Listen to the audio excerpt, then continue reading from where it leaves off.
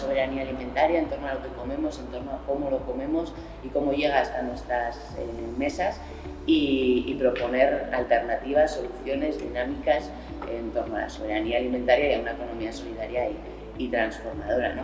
Desde ahí, bueno, nos ha parecido interesante también traer datos de la radiografía sobre la soberanía alimentaria y el manifiesto sobre la soberanía alimentaria que se publicó en 2022 por parte de una serie de entidades que parte de estos datos como de recapitulación final que ellas llaman, habla de que en estos últimos 20 años cada vez tenemos menos tierra agraria, la cual está en menos manos, en la cual también trabajan cada vez menos personas, también en general cada vez hay menos tierra fértil, hay mucha más exportación, el producto va mucho más dirigido también hacia afuera.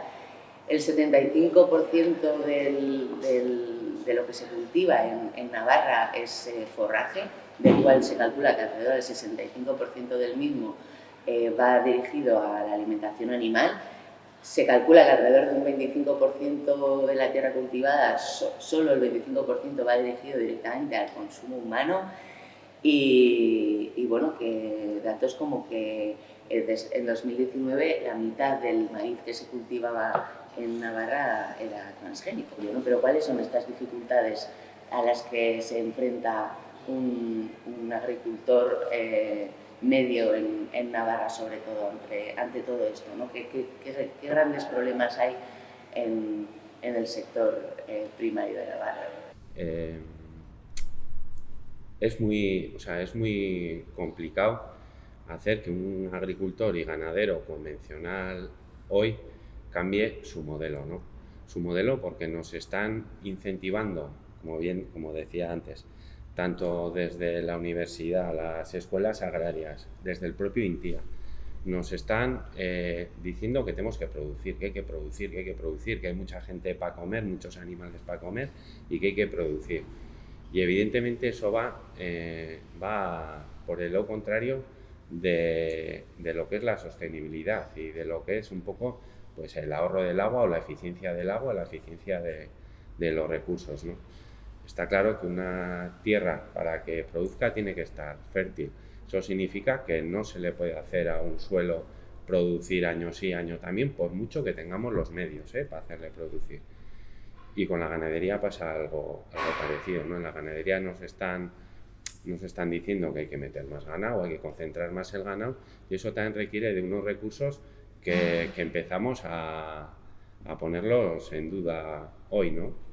Entonces sí que es verdad que deberíamos de mirar qué modelo queremos para el futuro. Hablamos de un año para otro, todos los agricultores y ganaderos pues nos miramos el bolsillo y decirle ahora a un agricultor que tiene que cambiar de hoy para mañana el modelo, está claro que es impensable porque lo primero porque nos han enseñado a trabajar de una manera y ahora resulta que tenemos que empezar a trabajar de otra, ¿no? Y eso pues evidentemente lleva cierto recorrido. Pero es verdad que hay que empezar a hablar y desde las instituciones tienen que llevarlo a cabo, tampoco drásticamente porque sería imposible, pero poco a poco ir dando pasos pues hacia la soberanía alimentaria, hacia un uso pues más racional de los recursos, hacia un modelo en definitiva pues más sostenible. Entonces, escuchándote, uno piensa que la soberanía alimentaria en Navarra todavía la tenemos lejos, pero Navarra sería capaz con un cambio de modelo, o sea, seríamos capaces de alimentarnos a nosotras mismas. ¿Cómo lo ves? Yo pienso que sí, yo estoy totalmente de acuerdo y para mí el tema, el eje central es el modelo claro, ¿no? Que se está diciendo al final. Aquí en Navarra y en general, pero ya que hablamos de Navarra, lo que se está impulsando es un modelo concreto. Un modelo que encima se aleja un poco de los objetivos que supuestamente nos planteamos de cara al 2030 y demás, ¿no? Donde supuestamente lo que nos planteamos es que nuestra tierra aquí también en Navarra llega al 25% en ecológico, etcétera, etcétera, pero sin embargo lo que se plantea en el día a día es totalmente contrario, ¿no? Y ya no solo es el modelo de la producción, que también, porque al final, como en otros muchos debates, hay sobre todo pues, modelos un modelo industrial, que es el que tenemos en la actualidad, que está destinado, como bien se decía, y un modelo más agroecológico, pues, que tiene en cuenta esa soberanía, esa otra manera de hacer y que tiene incidencia en todos los aspectos que muchas veces no los nombramos y enumeramos, también en el trato del agua, ¿no? Y en el trato de la tierra y qué le va a suponer ese agua a la tierra y cómo gestionarla y demás, ¿no? Entonces, yo por poner una conclusión encima de la mesa clara, es evidente, y cuando digo es evidente porque eso está estudiado y analizado, que una práctica, un modelo agroecológico es mucho más resiliente al trato del agua. Es decir, esa rotación de los cultivos, esa manera de hacer hace que esa tierra no esté tan pensada en una producción masiva, sino que sea una tierra fértil y que aguante muchos más periodos como los que cada vez están dando más de sequías cada vez más largas y demás. Entonces, mirando por donde lo miremos, todo nos lleva un poco a la misma conclusión. Luego hablaremos de los pasos que se pueden dar de cara a ese camino, pero desde el uso del agua hasta las formas de logística, de comercializar, evidentemente requiere un cambio de modelo urgente, que si no nos va a dejar, pues, o nos va a poner cada vez más difícil, pues, recuperar todo lo que estamos perdiendo a ese nivel cada vez de manera más rápida. Y hablando de los usos del agua, otro dato es que el 80% del agua de los embalses va dirigido a la agricultura y a la ganadería. Utilizamos de forma correcta la cada vez menos agua que tenemos. Cuando hablamos de sequía, utilizamos un término correcto, hay que hablar más de escasez. ¿Cuál es la diferencia? Te miro a ti, Pello. Bueno, nosotros cuando intentamos definir una sequía, lo primero que ponemos sobre la mesa es el periodo de tiempo sobre el que estamos hablando, ¿no? Y de hecho existe la sequía meteorológica, existe la sequía agrícola y la sequía hidrológica, ¿no? La sequía hidrológica tiene que ver exactamente con esto, con las reservas, ¿no? en los embalses. Ahora mismo tenemos, bueno, depende de la zona, si nos centramos en Navarra, depende de la zona que consideremos, porque en el norte, en el extremo norte, las comarcas cantábricas, pues la verdad es que llevamos 3 meses con lluvias generosas y por lo menos esa sequía a más corto plazo, pues digamos que se ha revertido, ¿no? Pero esta no es la situación ni en el Pirineo, ni en la zona media, ni desde luego en la ribera. Y sobre todo, si echamos la vista más atrás, a un año y medio atrás, pues encontramos que, bueno, esa sequía hidrológica se está manifestando ahora, sobre todo con los niveles de los embalses de Aoiz, Yesa, no tanto Itoiz. Y es que, claro, esto no viene de las últimas lluvias, ¿no? Viene de un 2022, que fue el año más seco y más cálido en toda Navarra. Venimos ahora de una primavera que en la mitad sur de Navarra vuelve a ser la más seca desde que tenemos, la más seca desde que tenemos registros, y prácticamente la más cálida también, ¿no? Es decir, lo que estamos viendo, ¿no? los climatólogos, los meteorólogos, es que cada vez esos periodos de falta de precipitaciones pues se van dilatando, ¿no? Ya lo vemos en los datos, ¿no? Nosotros tenemos registros instrumentales de 50, 60 años y se está viendo cómo la precipitación se nos va a los dos extremos. Antes comentaba con llevamos unos días con tormentas muy fuertes, pero esta no es la mejor forma de llover. O sea, se puede paliar puntualmente, ¿no? el estado de la vegetación, pero desde luego si estamos pensando en usos agrícolas del agua, estamos pensando más a largo plazo, lo que necesitaríamos es que llueva, pues como estamos acostumbrados, ¿no? Precipitaciones bien repartidas, sobre todo centradas en el periodo invernal, que bueno, tengas también periodos secos, pero que se vean interrumpidos cada cierto tiempo, ¿no? No como el año pasado, que desde abril, mejor dicho, de finales de abril hasta finales de octubre, es que no cae una gota, ¿no? Entonces, claro, lo que nos dicen las proyecciones del cambio climático es que esto nos lo vamos a encontrar cada vez con más frecuencia, con matices, con diferencias locales. Y en Navarra es una comunidad pequeña, pero es que hay una variabilidad enorme, ¿no? A lo mejor lo que está ocurriendo en Bidasoa no tiene nada que ver con lo que está ocurriendo en la zona de la ribera de Tudela.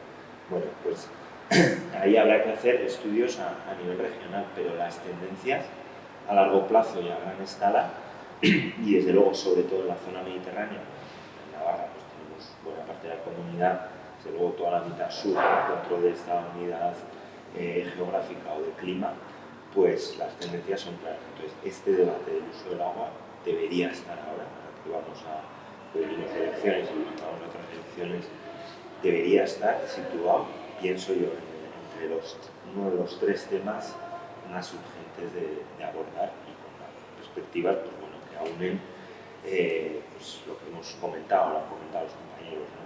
Desde los cambios en el modelo, que es la clave, no estoy de acuerdo con ello, es la clave, pero sobre todo cambios en el modelo de consumo no solo agrario, sino de todo tipo, energía, ocio, porque es que todo va relacionado, ¿no? Habláis mucho de cambio de modelo y que es una de las claves. Entiendo que cuando nos referimos a un cambio de modelo sería un cambio de modelo igual menos industrializado, un modelo menos dirigido a la exportación, que tuviera otros usos para con la tierra y para con el agua, ¿no? Que es de lo que estábamos también hablando. En este sentido, el canal de Navarra, ¿no? Que ha sido, bueno, me sale decir pozo, por seguir con los paralelismos con el agua, pero bueno, un lugar al que se ha ido muchísimo dinero público, en el que ha habido muchísima inversión, en el que al mismo tiempo... y sigue habiendo, ¿no? Sí, sigue habiendo por estar en la segunda fase. Ha habido y sigue habiendo muchísima inversión, al mismo tiempo se acusa este modelo de estar privatizando el agua, porque también hay muchos inversores, los propios titulares, ¿no? del canal del agua o de muchas de sus partes son grandes fondos de inversión, ¿no? Y también esto ha cambiado mucho, imagino, el panorama en Navarra a la hora de decidir qué tipos de cultivos se hacen, ¿no? Hay cada vez más cultivos en el regadío. Todo esto, ¿cómo ha transformado la diversidad en Navarra en este sentido? La diversidad en lo que cultivamos, en lo que sembramos. Yo desde ya decir que en mi opinión y un poco lo que vemos cerca, el canal de Navarra, no voy a decir si ha sido uno de los grandes errores de infraestructura, no, porque evidentemente hay una parte que va a las personas, ¿no? Va como para agua al consumo humano. Hay una parte que irá a la industria y otra parte que va a la agricultura.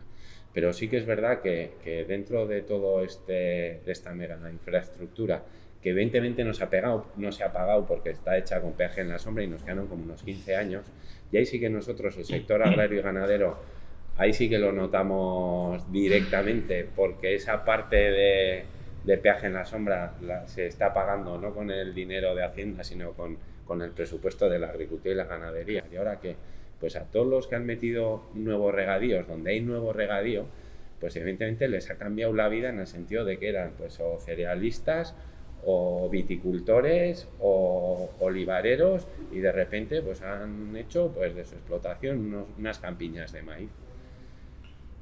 Es el día que se arrepentirán, en el sentido de que eso les cuesta dinero. A mí sí que me parece que hay como un par de contradicciones, ¿no? Y uno creo que es, lo primero, la acumulación del agua bien entendida. Yo creo que eso históricamente se ha hecho y es algo positivo. Bueno, es una opinión personal, otra cuestión es dónde, cómo, evidentemente. Pero algo y una situación y una previsión de los tiempos que vienen, acumular ese agua para un aprovechamiento lógico, pues tiene su... Yo creo que estos debates también hay que intentar desanudarlos, ¿no? Es decir, ¿dónde está irremediablemente el nudo? Yo creo que muchas veces se intenta plantear como si fuera un debate entre agricultores de falta de solidaridad, y yo no lo comparto. La falta de solidaridad en todo caso está en el que planifica eso, porque lo que no tiene nada de lógica es que tú montes un canal como ese para llevar un uso determinado a un lugar donde no tiene lógica que lo lleves, un regadío, etcétera, etcétera. Seguro que el problema no está tanto en la situación personal o de esos agricultores que pasan, que se aprovechen o no. Pues el que pasa querrá aprovecharlo, y el que, sino, pues lo que decía, ¿no? Es decir, en no tener una planificación. Antes volvíamos a hablar de ese modelo, al final, entiendo yo, cuando hablamos de ese futuro, es decir, qué uso queremos hacer y lo que no tiene, porque no es cuestión de solidaridad, sino no tiene sentido común.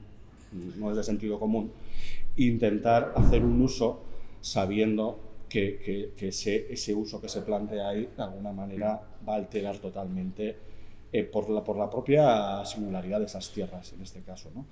Y yo sí que me parece que es importante, porque parece que en el tiempo que viene no sé, esos mensajes apocalípticos, ¿no? Se termina de decir, bueno, tenemos experiencias, y las hay, de zonas, Australia, tal, donde hay políticas para hacer un uso muy determinado, muy de ahorro energético, etcétera, donde el aprovechamiento es máximo, digo, con todas las contradicciones que se quiera. Ahí es donde yo creo que aquí en Navarra estamos muy lejos de esa realidad. Entonces, creo que es importante quitar esa presión a la parte agricultora, en parte. Yo con eso no quiero decir que no haya buenas prácticas, malas prácticas, sino que yo estoy totalmente de acuerdo que el que realmente tiene esa responsabilidad es el que planifica por dónde tiene que darse eso en el futuro, ¿no? Y el que debiera estar fomentando, pues ese tipo, y fomentando se puede hacer de mil maneras, ¿no? Que nos acerca a situaciones donde premies unas buenas prácticas de la gente que está haciéndolo de una manera y dificultes otras prácticas que van en contra de tu territorio. Sí, pero por ejemplo, lo que dices tú de que se habla de soberanía alimentaria y luego se hacen otro tipo de políticas, hombre, pues al final también quienes están ahí no les interesa mucho, yo creo, en general, más que el cortoplacismo, y también tienen muchas presiones. Entonces, desde la agricultura convencional hay muchísimas presiones para seguir alimentando ese modelo, y los dos modelos son incompatibles, o sea que no puedes decir la culpa la tienen las personas que están haciendo política, porque claro, también cuando el canal hubo mucha oposición, y precisamente desde esa parte no se notaba mucho la oposición, sino al contrario, ¿no? Y como nos lo venden siempre, claro, es todo súper complicado, es muy, muy complicado, y encima no nos educan para pensar, sino que nos repiten machaconamente mensajes muy fáciles y normalmente mentiras, ¿no? Como, no sé, el canal es bueno para todo, para todo. Por ejemplo, ahora la ampliación de la segunda fase para la parte de Tudela, pues es porque el Ebro les está saliendo el agua lo suficientemente poco limpia para no poder usarla. ¿Qué les dicen? No, pues ampliamos el canal, pero no se dieron cuenta en su día, bueno, no se dieron cuenta, o sí se dieron cuenta, o no quisieron decirlo, no voy a entrar, pero que estamos empezando a regar desde Puente de la Reina, ¿sabes? Y los regadíos, yo lo siento, pero si alguien consume abonos inorgánicos, si alguien consume productos fitosanitarios, esos son los regadíos, y el que pone 15.000 hectáreas de regadío sabe que 10 kilómetros abajo el agua que baja no se puede consumir, ¿sabes? Porque eso, yo tengo mis pequeños estudios, pero el que está ahí y hace un proyecto de estos ya sabe que eso va a pasar, porque sabemos que eso va a pasar, y cada vez va a pasar más.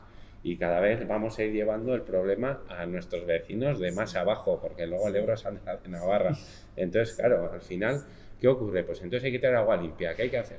¿Sabes? Pues estos son soluciones que evidentemente, ¿cómo le vas a decir a uno de Tudela que ahora no va a tener agua para beber? O que no va a tener agua para regar cuando tiene el regadío. Pues bueno, lo que decimos, a corto plazo, pues ampliamos la tubería, la metemos por donde sea y pasamos al otro lado. Pero es que les hemos generado un problema porque no hemos pensado lo que íbamos a hacer y cómo lo íbamos a hacer. También hay otra parte, ¿no? Que igual nos apela de una forma más directa a las personas, ¿no? Que sería el consumo, ¿no? Hay el eterno debate de si el consumo modela la oferta o es la oferta la que modela el consumo, el debate de si a través del consumo realmente se puede transformar, si es una herramienta transformadora y hasta qué punto es transformadora, hasta qué punto es una herramienta, que no está en la mano de todo el mundo. Bueno, hablando de consumo y de demanda, una de las... vemos que también poco a poco cada vez las tiendas pequeñas cierran, también vemos como tiendas que quizás estaban especializadas en comercio ecológico también, no voy a decir que igual son menos, pero también están muy, muy colocadas quizá en grandes núcleos de población. Tenemos los grupos de consumo, Carmen, que tú formas parte de uno de ellos desde hace años y has estado trabajando para que haya cada vez más grupos de consumo. ¿Qué es lo que lleva a una persona a meterse a un grupo de consumo y cuáles son las dificultades de quizás hacer de este modelo o las contradicciones para que este modelo pueda o crecer o establecerse y qué conexiones puede haber ahí con el comercio local, ¿no? Sobre todo en el ámbito rural, más que en las ciudades, ¿no? Bueno, yo vivo en Iruña. Entonces me metí en el grupo de consumo tratando de ser un poco coherente con mi manera de pensar en la manera de consumir, ¿no? Porque no es fácil tratar de consumir ecológico sin envases en el comercio normal y bueno, pasan las pequeñas tiendas muchas veces no te están surtiendo esos productos tampoco y además cada vez hay menos pequeñas tiendas. Entonces es una manera de ir directamente a la gente que produce también sin intermediarios, sin que se pierda conocer a las personas que producen. Había un montón de detalles, unirse un grupo de gente con la misma inquietud para hacer algo. Entonces, para mí ha sido súper gratificante a nivel personal porque llevaba toda la vida o muchos años en el activismo y muchas veces el activismo va por un lado y luego la actitud individual va por otro, ¿no? Que tú quieres un cambio de modelo, por ejemplo, y luego te vas yo qué sé, en el avión a no sé dónde, ¿no? Es muy difícil ser coherente y la primera cosa de exigencia de coherencia es el tema de lo que comes cada día, ¿no? Entonces, bueno, pues a partir de ahí llegué al grupo de consumo y entonces ahora cuando voy a una gran superficie, aparte de que no me gusta el concepto de gran superficie, pues te das cuenta de cómo entras ahí y empiezas a consumir un montón de plástico, un montón de productos de no sé dónde, que es muy difícil aplicar la conciencia producto por producto sin tener un punto fijo que te lo suministre, ¿no? O sea, ya en el supermercado ya, bueno, pues que entras al supermercado, ¿no? Que estás en contra igual de la filosofía, de la acumulación de capital y tal, ¿no? Pero aparte de eso, cada uno de los productos. Entonces, bueno, pues eso es por lo que estamos en el grupo de consumo. Entonces, bueno, pues el grupo nuestro está en Lo Viejo. Entonces, como los productores van a las tiendas de Lo Viejo, pues está muy, muy fácil para la distribución. Pero bueno, pues hay diferentes modelos. El nuestro pues es un poco perfil activista igual, que en ese sentido parece poco expansible, poco replicable por el tipo de perfil, ¿no? Pues que somos gente que venimos del compromiso social y político y entonces pues pedimos directamente, nos organizamos, pero bueno, pues hay más modelos, no sé, pues en los pueblos pequeños yo creo que pueden hacer un poco el papel de tienda, no sé, como igual en Esparza de Galar, por ejemplo, yo veía que era el tipo de perfil que hay en ese grupo es otro perfil diferente, pero bueno, pues que puede suplir, no sé, en un colegio mayor, en La Raona, tienen las profesoras y profesores, hay 16 entonces me parece como que son diferentes modelos, ¿no? Y en unos sitios reciben en el bar, en otros en el centro comunitario, en Ermita Mendevaldea quieren impulsar ahora uno, como a nivel de barrio, entonces no sé, como que son diferentes personalidades y bueno, en algunos sitios los productos son todos ecológicos, en otros no, pero bueno, pues lo que queremos es comprar directamente a pequeñas productoras a las que conozcamos, que no tengan explotaciones ni de personas ni de ganado, ¿no? Que no exploten, ¿no? Sino que respeten, ¿no? Que haya cuidado.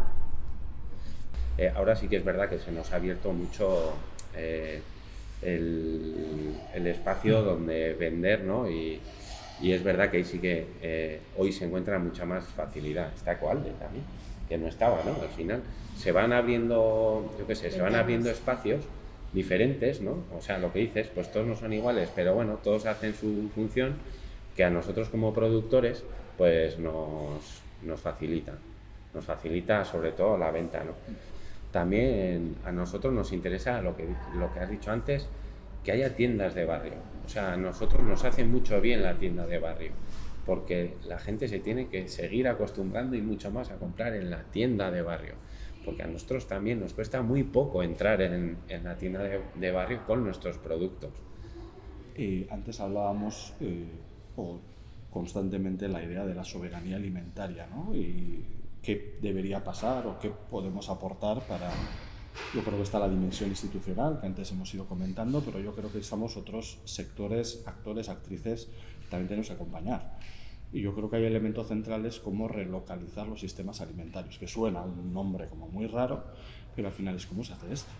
Y yo creo que la parte consumidora y la parte productora se tiene que estructurar para eso. Y yo estoy totalmente de acuerdo que es... El reto que tenemos aquí en Navarra es articular o centralizar la demanda potencial, una demanda diferente, en base a ese modelo alternativo que decíamos antes, que normalmente queda por encima de grandes superficies, que busca formarse en la temporalidad de los productos, que eso hace que sea más barato, un modelo también que premie la manera de hacer de los productores que están más comprometidos, que premie también, ¿por qué no?, las herramientas que estamos utilizando. Entonces, para mí los grupos de consumo son una herramienta súper potente que tenemos los y las consumidoras para hacer real esto. los productores y las productoras lo están haciendo también, mejor o peor, pero al final es cada uno hace su camino. Igual es un ejemplo, pues hay más que se juntan ¿para qué? Pues para intentar dentro de ese trabajo por un lado quitarse parte de su trabajo, la distribución y demás, que lleva justo poder trabajar o producir mejor, ¿no? Que yo creo que ansía esta gente que tiene un modelo diferente en la cabeza, pero sobre todo también acercarnos a otro tipo de consumidores y consumidoras. Por ejemplo, en nuestro caso, las escuelas, los hospitales, o sea, no solo el consumidor final, que nos agrupamos en grupos de consumo, sino la gran demanda que pueda haber en Navarra, ¿no? Yo creo que deberíamos y debemos aspirar a ir introduciendo una alimentación local, ecológica, de proximidad, de temporada, o sea, todo eso lo estamos haciendo ya, son pequeños oasis, y yo creo que el reto que tenemos es ese diálogo que se está dando aquí constante entre la parte consumidora, entre la parte productora, para cómo dentro de ese sistema tan complejo que tenemos vamos buscando vías reales y le vamos comiendo a ese otro sistema, vamos desaprendiendo toda esa parte o vamos formándonos en algo que normalmente nadie se ha dedicado a hacerlo, ¿no? Para Navarra tenemos una diversidad que no existe en otros territorios. Tenemos un pequeño lujo, entre comillas, que nos diferencia a bien de otras experiencias de alrededor. Ahora, ese tipo de apuestas que comentamos haría que la parte también más comprometida en la agroecología, ¿por qué no?, se juntara y se empezaran a gestionar o a crear situaciones de planificaciones conjunta, de diferentes cuestiones que ayudarían también a la parte ecológica, agroecológica, a seguir avanzando de forma eficiente, ¿no? Desde estas experiencias que trabajáis en Equal, de llevar el producto ecológico y local a los servicios, servicios públicos o servicios comunitarios, ¿qué se puede pedir a las instituciones para que realmente lleguemos a ese 25% que marca Europa, o para que realmente cada vez seamos más resilientes y vayamos cambiando este modelo de consumo y de producción? Yo me atrevería a resumir 2 o 3 ideas, seguramente las hay muchas más, pero yo creo que una es cómo impulsar un desarrollo donde apostemos por la pequeña producción, por una producción diferente, pero apostemos a todos los niveles, el acceso a la tierra, el tema formativo, porque es verdad que no existe con suficiencia, o las ayudas. O sea, como antes se planteaba, es una contradicción, pero estamos hablando de potenciar un modelo mucho más sano con nuestras tierras, pero como son a pequeña escala no pueden acceder a una serie de ayudas, la burocracia es grandísima. Ayudas para las ayudas. Hay una parte directamente que se puede mejorar apostando por cuando hablamos de ese modelo, al final estamos hablando de personas. Facilitar a esas personas a que se instalen y lo hagan de una determinada manera, y eso se puede hacer de forma directa. Hay otra forma que es la compra pública. Es decir, las instituciones sobre todo son las que debieran garantizar el acceso de esa alimentación de forma universal. Y eso es brutal, porque estamos hablando que más allá de la realidad social de cada persona, de cada familia y demás, la institución tiene esa función. Y eso, ¿cómo se hace? Por medio de la compra pública. Entonces, al final, se está haciendo. Nosotros, Equal ya ha crecido en los pocos ejemplos que se han llevado aquí en Navarra, las escuelas infantiles de Pamplona, los comedores escolares comarcales públicos y demás, donde se ha aplicado unos mínimos criterios del acceso de la alimentación ecológica, y eso ha supuesto en nuestro caso un salto de escala. ¿Por qué? Porque había una apuesta clara, porque fue el alimento de Navarra, etcétera, etcétera, ¿no? A partir de ahí estamos hablando de políticas y de planes claros, que evidentemente por un lado fomenten y ayuden a las personas y de manera global sensibilicen también, que eso nos queda mucha pedagogía por hacer, y esto choca frontalmente con los intereses de lobbies que hablábamos antes, de que al final es necesario otro tipo de alimentación, y esa sensibilización se tiene que dar hacia la parte productora, formándola, pero se tiene que dar sobre todo hacia la parte consumidora, que sean conscientes allá en esas escuelas, en los hospitales y, por qué no, en sitios hacia los consumidores finales, se organicen o no, ¿no? Yo creo que uno de los retos, por ejemplo, que nosotros nos planteábamos es cómo llevamos esa alimentación también a las familias, cómo facilitamos y cómo hacemos accesible accesible quiero decir, porque muchas veces está el mantra del precio también. Cómo hay un precio justo para la parte productora, pero cómo a la vez es accesible para la parte consumidora. Sí. En ese sentido, Carmen, ¿tú qué pedirías desde la parte de grupos de consumo ¿A las instituciones de alguna forma? Las instituciones es que son las que tienen el papelón. O sea, el tema de las ayudas es brutal, que al final el Departamento de Desarrollo Rural y Medio Ambiente, ¿no?, que ya el hecho de que estén los dos juntos ya dice mucho, ¿no? además están organizados abajo, En planta. ¿no? Como que Sí, unos van sí, pisando a los otros, sí. ¿no? Como que la ganadería pisa a la agricultura y tal. Pues en el departamento, claro, no puede ser que sean las ayudas, que sea todo el rato gestionarlo de Europa y que no sé, que no se controle qué tipo de, que no se ayude a quienes tienen que pedir las ayudas y que en un momento dado la pierdas porque no tiene suficiente capacidad. Pues por ejemplo, la que nos suministra la verdura, bueno, dice que ella pasa de pedir ayudas de Europa por todo el trabajazo que le supone, pero claro, uno que es muy gordo, pues contrata a alguien que lo lleve, no sé, y el tema de la compra pública, claro, joder, si la administración Pues subvenciona un ejemplo, yo soy eso. parte de un grupo de consumo, que todos los grupos de consumo tuvieran lugares gratuitos y accesibles para poder desarrollar esta actividad. Sí, y sí, eso sí, está en manos de sí, los ayuntamientos, sí, etcétera, etcétera. Sí, ¿no? por ejemplo, También hay el del medidas Concejo, directas. Generar el agencias del que Concejo de ayuden Esparza a lo Sí. promovieron desde el Concejo, el grupo de consumo, y ahora en Ermita-Gaña Mendevaldea están pidiendo al ayuntamiento que les deje algún espacio comunitario. Sí, pero Sí, bueno, pues y luego, normalmente es y algo luego privado. a nivel institucional es que son clave. O sea, el agricultor y el ganadero, yo que soy agricultor y ganadero, puede decir, no, pues cambia el modelo. No es tan fácil. O sea, no es cambia el modelo y ya está. Pero sí que es verdad que desde hace también casi 30 años, porque yo empecé a cobrar las primeras ayudas directas que nos daban a los agricultores por ahí, prácticamente todos los sectores agrícolas y ganaderos, pues menos los intensivos que no dan ayuda, ¿no? Bueno, que no dan ayuda solo por tener el modelo, ¿no? O sea, les pueden dar ayuda en hacer naves, en mejora, en lo que sea, ¿no? Planes de mejora. Pero prácticamente toda la agricultura vivimos de la ayuda. O sea, si no hacemos los agricultores y ganaderos, si no te piensas en cambiar el modelo, es porque piensas que vas a perder la ayuda. Y además es verdad. En ese cambio de modelo, ¿no?, que habéis citado varias veces, o sea, lo que hace falta desde las instituciones y desde el sector político es mucha valentía, mucha valentía para cambiar el rumbo, ¿no? Porque poder, es verdad, se puede, pero inevitablemente, ¿no?, en esas contradicciones que hablabas antes, ¿no?, a pequeña escala, individuales, pues los políticos van a tener que confrontarse en algún momento con el crecimiento económico, ¿no? Es que es inevitable, ¿no? Tú hablabas antes de que a lo que os impulsan, ¿no?, es aumentar la producción, más producción, ¿no? Claro, cuando lo que realmente necesitamos es justo lo contrario, ¿no? Con el tema de la energía, ¿qué pasa? Ya se ha diseñado un modelo de transición energética que va donde va, ¿no? Salirse de ahí es cada vez más difícil, ¿no?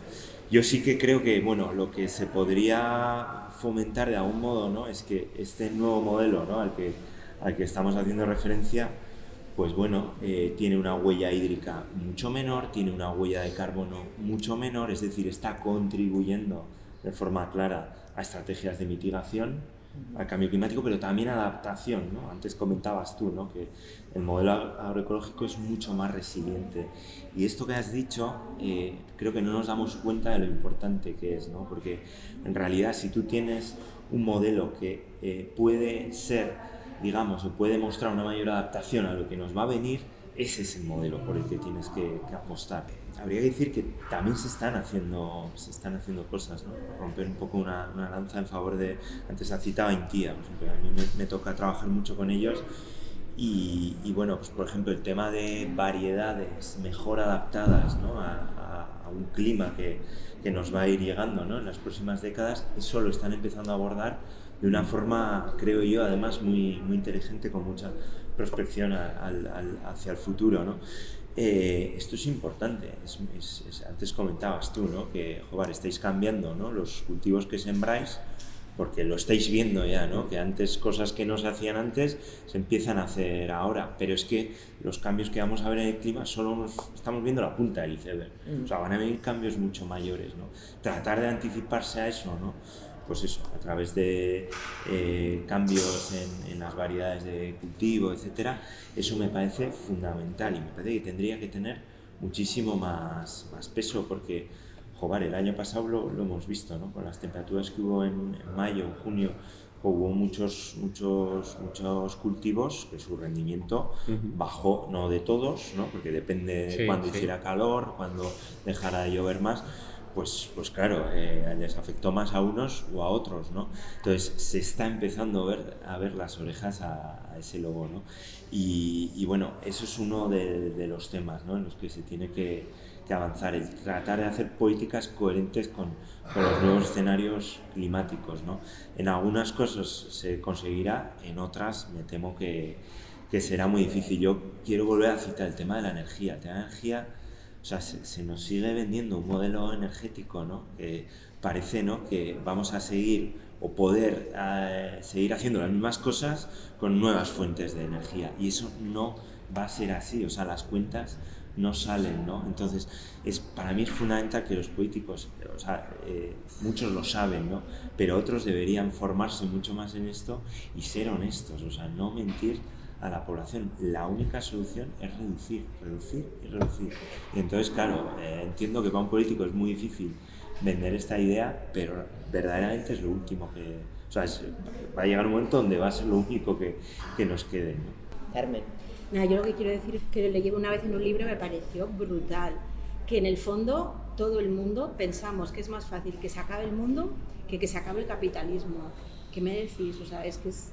¿no? Está claro que vamos cuesta abajo y sin frenos. Necesitamos imaginación, ¿no? Pero que hace falta mucha imaginación para pensar que acabas con esta manera de funcionar, ¿no? Parece más fácil pensar que se puede acabar el mundo que le vayan a dar el freno, ¿no? Parece brutal. Bueno, y también con nosotros, Joseba Echarte, agricultor, ¿alguna última palabra que decir? Lo que sí que veo importante es que si queremos cambiar, nos tenemos que creer que está habiendo un cambio, pero nos lo tenemos que creer todos, y de ahí hacer, y es verdad, hacer algo a largo plazo, porque a corto plazo es complicado, pero ir llevando una estrategia a largo plazo y luego ir haciendo actuaciones al corto plazo, teniendo siempre en cuenta dónde hay que llegar, qué es lo que se intenta hacer pero no se acaba de hacer. Y Jon Garay, de Coalde, ¿algo, última palabra que añadir? Yo creo que nos tenemos que aliar, que es lo que estamos haciendo en esta mesa, y seguir manteniendo este diálogo entre diferentes agentes que somos fundamentales para seguir avanzando hacia una soberanía alimentaria en Navarra, y seguir poniendo encima de la mesa una agenda propia para seguir avanzando y externa de petición a seguramente instituciones y demás que tienen un papel fundamental. Yo creo que es importante detallar qué estamos haciendo, qué queremos hacer y qué necesitamos de esas instituciones, como aquí se está diciendo. El trabajo en común, el empezar a estudiar necesidades comunes y demás, creo que nos va a hacer mucho más fuertes para adaptarnos a este contexto, y ya lo estamos haciendo. Y pongamos en valor también todo lo que estamos haciendo, que es mucho aquí en Navarra. Yo quiero terminar también con esa parte positiva, ¿no? Yo veo mucha luz y mucha capacidad aquí en Navarra de seguir avanzando. Tomémoslo como una oportunidad, como algo que puede ser creativo, divertido incluso, y que, bueno, al final el buen vivir también va por ahí, ¿no? Si tenemos que producir menos masivamente, también tendremos tiempo para hacer otras cosas más satisfactorias, y que, bueno, crear es muy, y en común, además, en concreto, es muy satisfactorio, así que quedémonos con esa idea.